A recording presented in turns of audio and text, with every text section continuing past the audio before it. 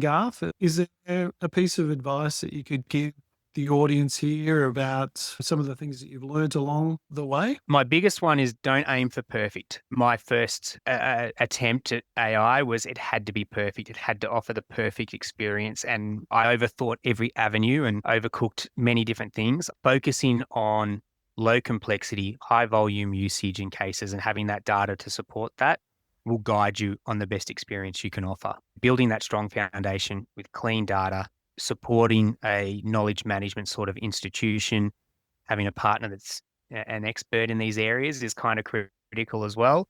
That was important for me. The Mm. results we're seeing is not indicative of where we thought we'd be with the tools we had behind us. So I'm quite surprised. And I was hesitant to go live without having a perfect knowledge base, without having the workflows designed. But until you really see Miles in action, you don't truly understand where you need to focus and what you need to do. So without losing the message here, focus on your low complexity, high volume usage, build what you can in terms of knowledge to support those areas.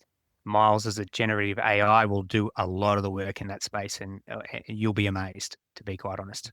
And then adding to that, it's always continuous improvement and a very customer centric mindset. You've got to look at AI as being a agent for you and your organization, and the experience your AI bot offers your end users has to be what you'd expect from a person at the end of a phone call or at the end of a ticket or form or chat. That's very important in terms of AI adoption as well.